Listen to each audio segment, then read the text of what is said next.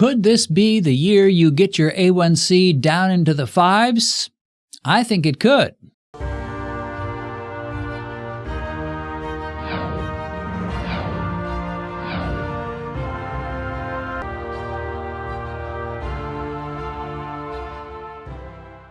Is there anything good about diabetes? Well, no, except for one thing.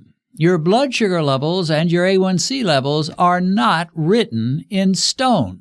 They are movable. In fact, they can respond very quickly in the right direction when certain behaviors are changed, and the biggest behavior that needs to be changed is, well, you guessed it, your diet. There are many things in life we cannot change. I'm an old guy. I don't look like I did when I was 25, and there's not a thing I could do about that. In life, we have all kinds of limitations and impossibilities. Anyone who thinks that everything is possible for everybody is completely naive and, in fact, a bit stupid. In your life, you'll run into all kinds of brick walls that will be impervious to all your efforts to knock them down, or all your brainstorming to figure out how to get over them or around them. But thank God diabetes is not one of those. Diabetes can be beaten. The complications and negative effects of diabetes can be avoided. The so-called chronic and progressive nature of diabetes is a lie. It's a bill of goods you've been sold by perhaps well-meaning, but totally ignorant experts who simply mouth what they've been taught without bothering to examine the huge amounts of evidence and all the testimonies of victory that are springing up all over the world, which demonstrate we can whip this monster. I've been asked again and again, what do we eat? What do we do? How do we do it? Often I think to myself, well, just watch all my videos, watch Dr. Jason Fung's videos and read his books, watch Dr. Richard Bernstein's videos, read his books. But many people have no desire to put in that much time and effort. They want the condensed version of how to beat diabetes. They want to be led by the hand and told exactly what to eat, how much to eat, what to change, what is allowed, what's not allowed, and so forth. And so, as we cross over to a new year, I've decided to put together an eating plan for people who want things made very, very simple.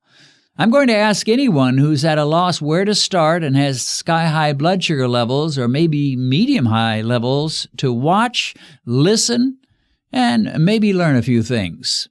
And I'm going to come up with a diet and a lifestyle plan that I believe will drop most people down into an A1c in the 5's within about 6 months. If I had a friend who was a raging diabetic and was on the verge of doing himself serious harm and was well on his way to an early death, and if I were a doctor, this is what I would share with him. Now, diabetes is known by many to be a lifestyle disease. This means that a certain lifestyle has brought us into diabetes, and that strongly implies that if we could change our lifestyle, we could turn around and walk right out of diabetes. I'm going to issue a challenge to my friends out there in YouTube land to make a lifestyle change in 2022. And I'm going to suggest that if you do make this change, and most of it has to do with your diet, you can likely drop your A1c into the 5's in about 6 months.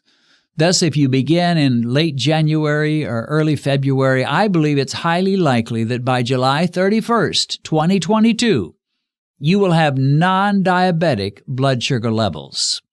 Can I guarantee this? Well, of course not. But based on my interactions with thousands of diabetics and the success I've had in my own life in lowering my glucose levels as I've grown older, not raising them, but lowering them, I fully believe that if you'll change your diet in a significant manner, it will be far more likely for you to be non-diabetic 6 months after you begin than it will be for you to remain at a diabetic level. In other words, after eating this way, if you drop down into non-diabetic numbers, you'll be the norm, not the exception.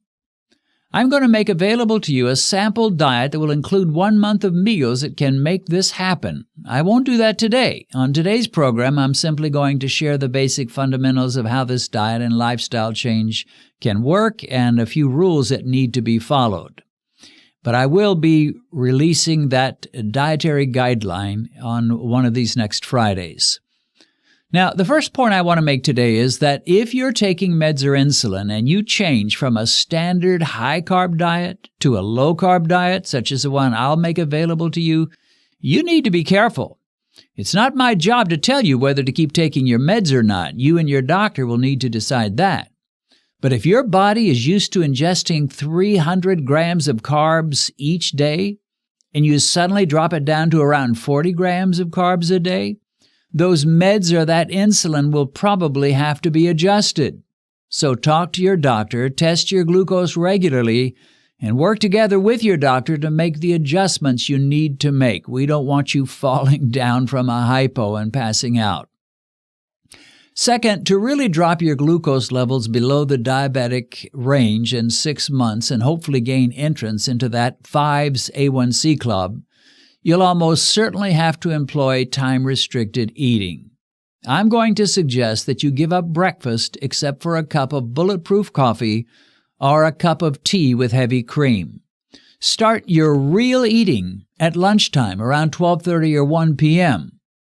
What this means is that you'll have all those morning hours without glucose peaks and with virtually no surges of significant insulin. Your body will enjoy an entire morning of metabolic rest. And I love the sound of that. Let me say it again, metabolic rest. Healing will set in, and your baseline glucose levels should begin to drop. Not immediately, but over time. Plus, by skipping breakfast, you'll have one less meal in which you'll have to eat carbs of any kind. Now, on a program of glucose normalization, you will consider low glucose a far higher priority than nutrition.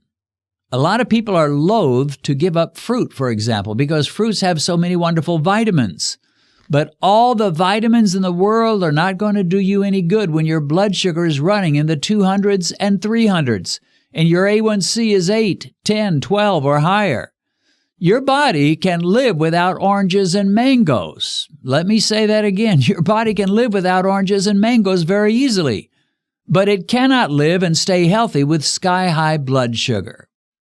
I'm asking you to consider going on a safari, and the beast that we will be hunting and killing is diabetes. We're going to go after that sucker aggressively, even viciously.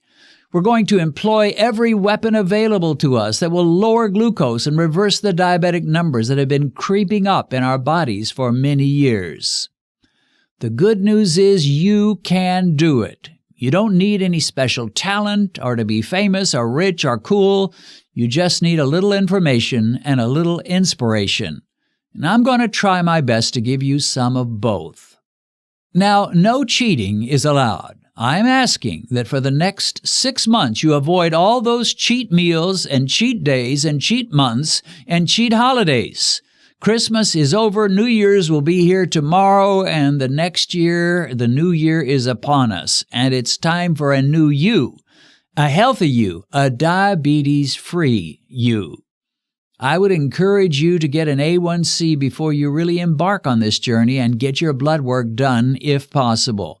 Then you can repeat that test and those tests at the end of 6 months and compare all the results. Now, I can't predict precisely what all the tests will show, but I'll say this. If you follow the rules and the recommended diet, you would have to become some kind of freak not to see a dramatic improvement in your A1c. And a dramatic decrease of your triglyceride levels. Yeah, it'll be a little tough, especially at the first for those of you who are undisciplined eaters, you who have spent your entire lifetime eating everything you wanted, when you wanted, as much as you wanted. But that kind of eating and that kind of living was never a good thing. And the older you get, the more you will suffer for it. When my son went into the Marines, I gave him a little advice. I told him, while you're in basic training, you're going to hate it. You'll wonder, why did I ever join up? This is miserable. But I told him just hang in there because after you get through basic training, the rest of your time in the Marines will be more like a job. Just get through basic training and keep telling yourself this will not last forever. And guess what? After he did get through his basic training and went on to serve in his job in the Marines, he told me, "Well, Dad, I don't know how you knew that, but you were exactly right. Basic training was terrible, but now it's fine." In a way, this is how it is in beating diabetes. You're going to need in the early days to be more disciplined than you've ever been in your life. But once you get into the rhythm of normal blood sugar, and you've been eating low-carb for years, and you've discovered all kinds of low-carb foods and low-carb recipes and low-carb substitutes and low-carb desserts, you realize this isn't so bad after all. I can do this. And when your doctor shares your A1c results and you find you're in that wonderful 5's club, or when you test yourself in the morning with Mike, the glucose meter, and see that your glucose level is 88 or 95 or anything under 100, you'll find suddenly you have loads of motivation. Nothing succeeds like success. Keep your eyes on the prize. There was a long-distance swimmer named Florence Chadwick who made an attempt to swim the channel between Catalina Island and the mainland of California in the 1950s, a distance of around 26 miles. She swam 25 miles when a thick fog lowered and she could see nothing. She did not realize she was only 1 mile away from her goal, and she gave up. She told the people in the boat that accompanied her to pull her in. She could go no further. But when she realized she was nearly at land and had only 1 mile to go, she was sick in her heart, and she stated had she known she was that close, she would have finished the swim. But the fog kept her from seeing her goal. Now, later on, she made a second attempt, and just like the first time, a fog lowered and kept her from seeing the shore. But she kept an image in her mind of the shoreline and powered on and achieved her goal. She made it the full 26 miles and swam onto the shore. And that, my friend, is what you must do. You must picture your final goal, that A1c test at the end of 6 months of staying true to your lifestyle change. Hold that success in your mind. Ask God to give you the strength to endure and look forward to amazing progress in beating diabetes. Again, I cannot guarantee you'll have an A1c in the 5's, but I can say that by eating low carb, eating 2 meals a day with a 6-hour window of eating, and disciplining yourself, you're putting yourself in a position where non-diabetic levels are much more likely than not when you take that next A1c test. Now, in the next week or two, on Fridays, I plan to distribute a sample 1-month diet that can get you on your way to the promised land of victory over diabetes. Well, as always, if you found this video helpful, give it a thumbs up so that YouTube will recognize its value and promote it to other diabetics like you who are desperately seeking answers. And consider subscribing to this channel and then click that little bell icon so you'll be notified every time we post a new video. God bless, and see you again soon.